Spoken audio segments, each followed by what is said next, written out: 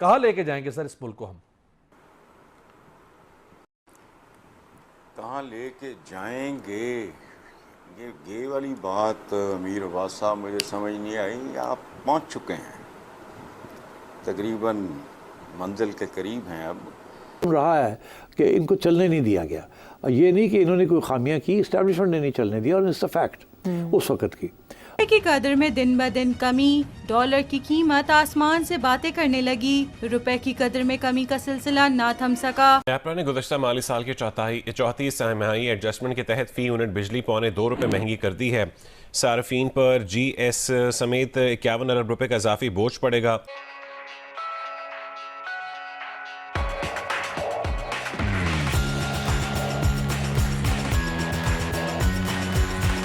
एक बात जो आपने की है वो मैं आपको थोड़ा करेक्ट करूं, चूँकि मैं फॉर्मली तो मैं आई एम एन इकोनॉमिस्ट, मैंने इकोनॉमिक्स पढ़ी हुई है। मैं कोई जर्नलिज्म या कोई MA इंग्लिश उर्दू हिस्ट्री करके नहीं आया। एक बात बिल्कुल जहन में रख लें आप भी और आपके व्यूअर्स भी, बच्चा औलाद चाहे टार्जन की हो, सैमसन की हो, रुस्तम की हो, उसको बचपन में से गुज़रना पड़ता है, फिर लड़कपन, फिर जवानी, फिर बुढ़ापा, ये बहुत सारा। मईशत भी इसी तरह, रातों रात मईशत ना बनती है ना बिगड़ती है। ये जहन में रखें। पाकिस्तान में हर बरसर इक़्तिदार आदमी ने इसकी तबाही में मुकम्मल हिस्सा डाला है। एक छोटी सी बात अर्ज करूं, लेकिन मुसीबत यह है हमारे यहाँ दिमाग इस्तेमाल करने का रिवाज ही नहीं है, खोपड़ियाँ खाली हैं।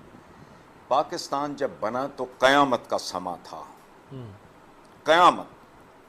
मलक मिराज खालिद मरहूम हमारे चीफ मिनिस्टर पंजाब भी रहे, केयर टेकर प्राइम मिनिस्टर भी रहे, बहुत काबिल पढ़े लिखे दयानतदार आदमी थे। उनका एक जुमला सुनो, उन्होंने कहा था, A lot of people died because of Pakistan. Not even a single man died for Pakistan. इसको समझो। दूसरी बात, जब पाकिस्तान मर्ज़ वजूद में आया तो बर्बाद हो चुके लाखों ख़ानदान थे। पीछे जो बच्चियाँ, माएँ, बहनें, बेटियाँ रह गईं, नौज़ायदा बच्चे करपानों पे उछाले गए, जवान ज़िबा हुए। जो कुछ भी हुआ, जो कुछ भी हुआ, 14 अगस्त 1947 को, 15 अगस्त, 16 अगस्त, आगे, उससे आगे, उससे आगे तबाही थी, बर्बादी थी, सब कुछ था। पाकिस्तान मकरूज नहीं था, बल्कि उल्टा हिंदुस्तान से लेना था, जिसके लिए गांधी जी ने मरण व्रत रखा था कि भले हमें पाकिस्तान हजम होता है, नहीं होता, पसंद है या नहीं, ये उसका हक बनता है, पता नहीं कितने 75 करोड़ या फलाना देना है। गौर करें, मुसीबत यह है हम बेहिस किस्म के डंगर लोग हैं, सोचते नहीं। पाकिस्तान बना, 7 जाली क्लेम बने, जाली जातें बनी, सब कुछ हुआ, तबाही और बर्बादी का समा। कर्ज का 1 रुपया नहीं था पाकिस्तान पे। आज आपकी आइंदा नस्लें गिरवी पड़ी हैं, बिके हुए हैं, रहन पड़े हैं आपके वो बच्चे जो अभी पैदा भी नहीं हुए। जो पैदा हो चुके हैं बदनसीब, उनमें से हर बच्चा जो है वो लाखों का मकरूज है। तो इकोनॉमिक्स की बुनियाद कोई ख़ानदान हो, कौम हो, कबीला हो, मुल्क हो। इकॉनमी ना रातों रात बनती है, कोई ताकत दुनिया की रातों रात किसी मुल्क को ताकतवर नहीं बना सका, ना रातों रात बर्बाद। ये प्रोसेस बड़ा खौफनाक है। पाकिस्तान में जो पॉलिटिकल पार्टी जितनी देर इक़्तिदार में रही उतनी ही जिम्मेदार है। और भुट्टो ने जो जेल में उस मुनाफिक आदमी की, जनरल ज़ियाउल हक की जेल में वो किताब लिखी थी, इफ आई एम असैसिनेटेड, उसका एक जुमला है कि जब तक पाकिस्तान में, ज़ाहिर है वो अंग्रेज़ी में थी किताब, इफ आई एम असैसिनेटेड, मैं उर्दू में उसको बयान कर रहा हूँ कि अगर पाकिस्तान में भरपूर तब्दीली नहीं आती तो इस मुल्क में तब्दील करने के लिए कुछ भी बाकी नहीं बचेगा। तो you already reached there. Pakistan practically for the last so many decades, years नहीं कह रहा मैं, हलवाई की वो मुहावरे वाली दुकान है जिस पे दादाजी की फातिहा पढ़ी जाती है, ये वही दास्तान है। तो बाकी किस्से कहानियाँ ले के बैठे रहो, रोते रहो, होना वाना कुछ भी नहीं। उसकी वजह है जी कि जिनके साथ ये सब कुछ हुआ, हो रहा है और होता रहेगा, चूंकि अभी तक एक इंडिकेटर ऐसा नहीं है। As a humble student of economics and politics, 40-45 साल हो गए इसी प्रोफेशन में, और सवाए काम के और कुछ नहीं किया। कोई स्कैंडल किसी हुकूमत के साथ बनी नहीं, और 1.5 साल भी नहीं हुआ था पीटीआई की हुकूमत को जो मैंने कॉलम लिखा, जी बिल्कुल उस पर लोगों ने कॉलम लिखे कि ये क्या हो गया। मैंने लिखा था कि लानत हो मुझ पे जो मैं इनको सपोर्ट करता रहा हूँ। इस दफ़ा जब इस्टेब्लिशमेंट की इसकी कोशिश थी कि खान साहब पूरा अपनी टर्म पूरी करें, मगर वो अब खान साहब की हिमाकतें थी और प्रॉब्लम्स थे जिसकी वजह से वो पूरा काम ना हो सका। तो येस, आई थिंक सियासतदानों को मौका दिया जाता तो they would have been at least ये हालात ना होते। और वो यही कहते हैं कि हमें आप पूरा टर्म कंप्लीट करने देते तो फिर कम से कम हमारे गिले तो ना होते कि हमें क्यों निकाला, और आवाम को भी पता चल जाता कि हम डिलीवरी दे सकते हैं कि नहीं।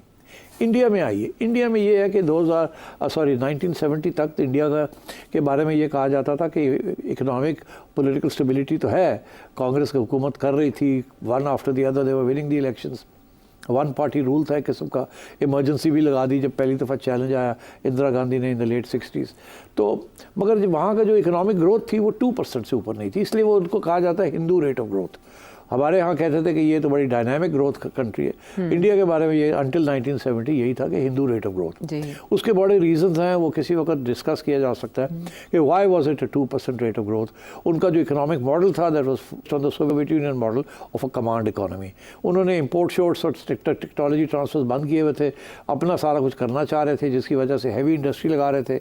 और हैवी इंडस्ट्री की जो जेस्टेशन पीरियड होता है वो बड़ा लंबा चौड़ा होता है। हमारे यहाँ कोई हैवी इंडस्ट्री नहीं मिली, हमें बाहर से पैसे मिल रहे थे, हम इंपोर्ट्स करके इंपोर्ट डिपेंडेंट हो गए। उन्होंने इंपोर्ट डिपेंडेंसी नहीं की, उन्होंने कहा हम अपने पाँव पे खड़े होंगे।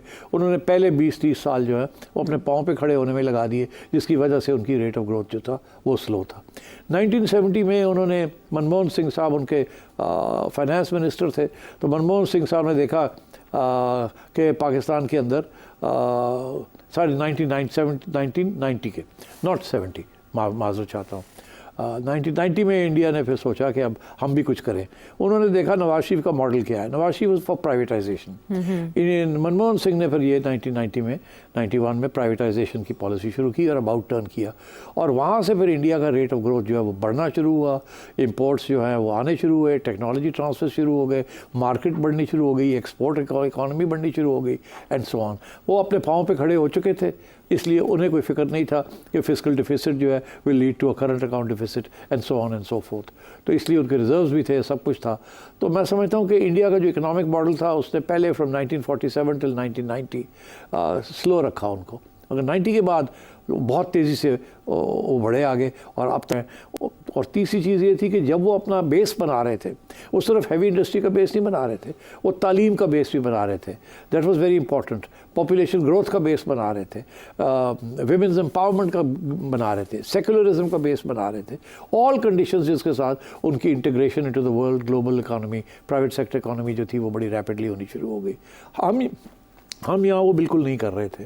सो I think that was the reason why India has forged ahead और हम पीछे रह गए हैं। हमारी डिपेंडेंसी सिंड्रोम ने हमें ले मरा है।